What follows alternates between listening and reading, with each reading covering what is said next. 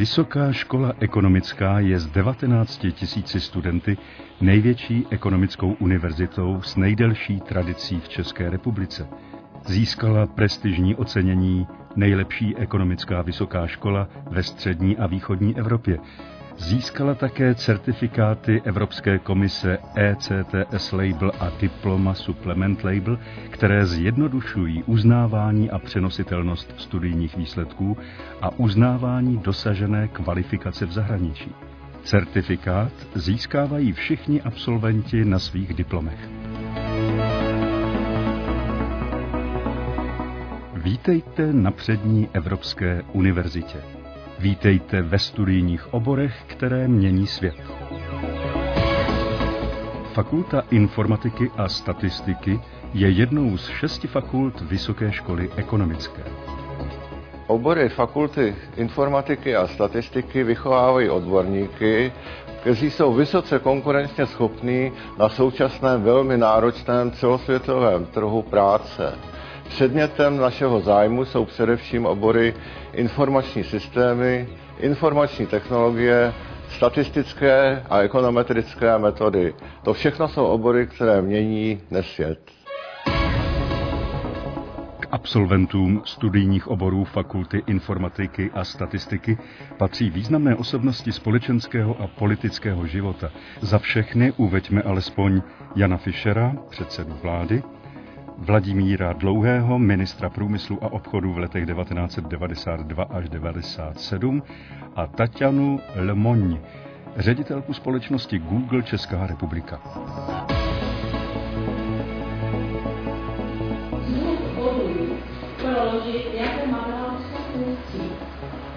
A jelikož máme zadáno, že musíme udělat regresní přístup, tak si protáhnete ty jednotlivé body na programu, má následující interpretaci s každým centimetrem. V rámci bakalářského studijního programu Aplikovaná informatika můžete u nás studovat obory informatika a podnikové informační systémy.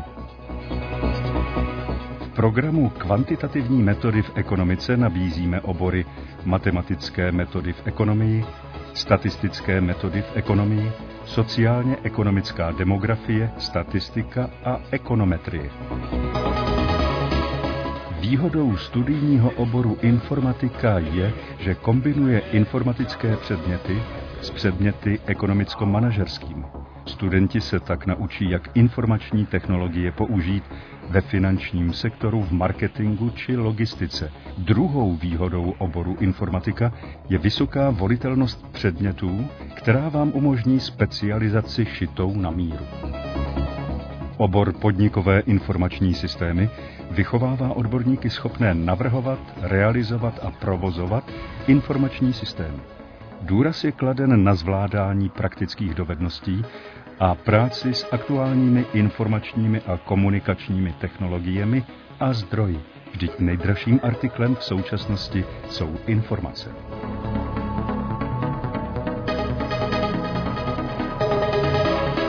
Absolventi informatických oborů jsou připravováni pro profese, jako je business analytik, konzultant, IT manažer, IT architekt, vývojář programátor, správce sítě nebo správce databáze.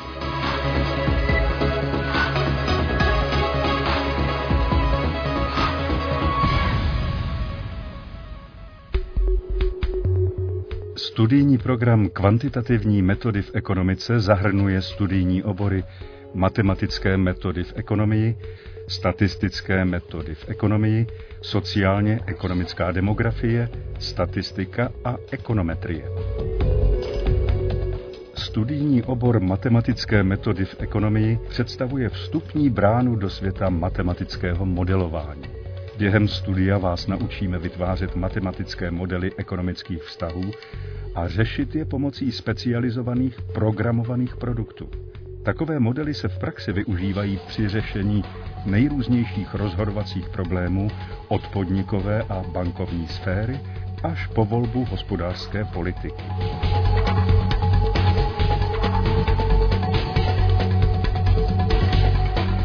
V oboru statistické metody v ekonomii Získáte základní znalosti a dovednosti potřebné k analýzám statistických dat, jejich prezentaci a interpretaci.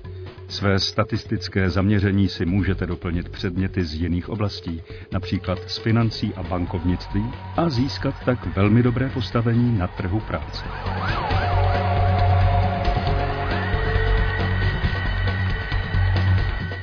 Věkové složení obyvatelstva se mění, populace stárne. Jak by měla naše společnost na tyto změny reagovat?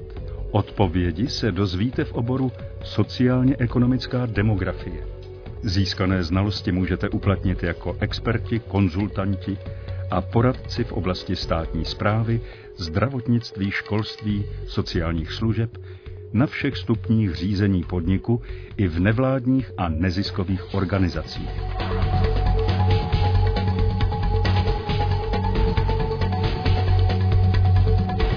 Studijní obor statistika a ekonometrie vychovává obecně vzdělané ekonomy s širokou odbornou specializací v oblasti ekonomicko-statistických analýz a ekonomického modelování ve firmách i ve státní správě. Absolventi kvantitativně zaměřených oborů se uplatní jako analytici v bankách, pojišťovnách, konzultačních firmách, průmyslových podnicích, stejně tak i ve státní správě, statistických úřadech, výzkumných institucích. Někteří absolventi míří i do mezinárodních organizací.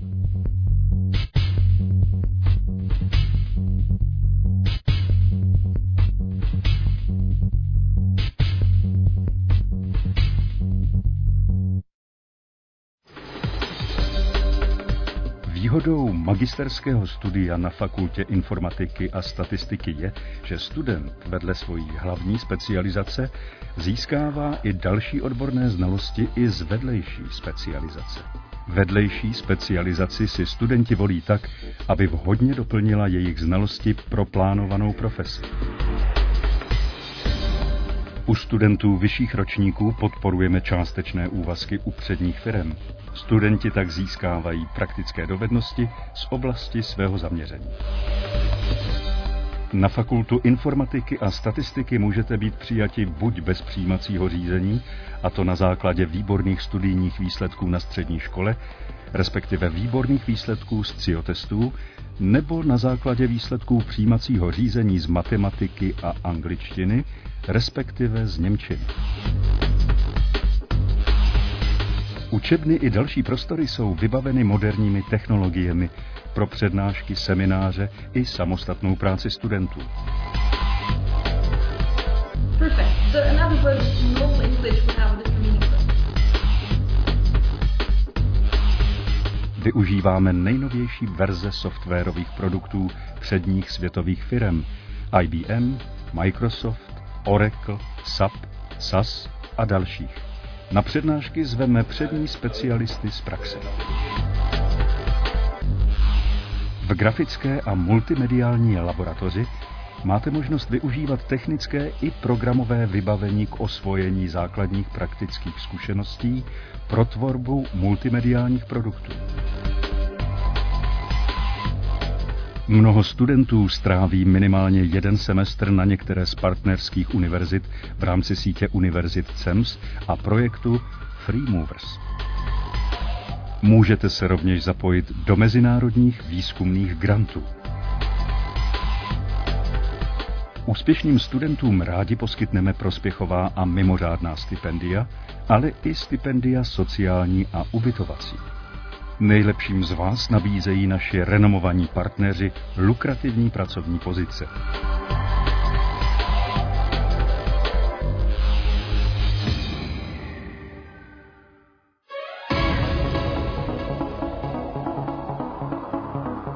Nabízíme vám také kvalitní ubytování s moderní počítačovou sítí.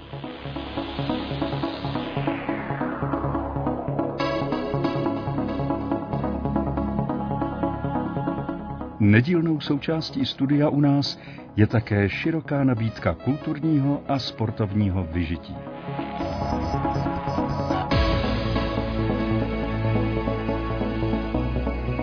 Škola má bohaté studijní zázemí.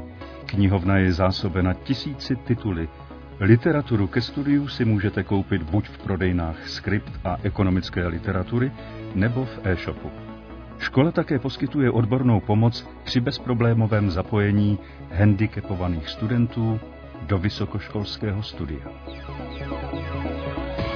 Ve volném čase se můžete zapojit do některé ze studentských organizací, sportovních nebo kulturních klubů a souborů.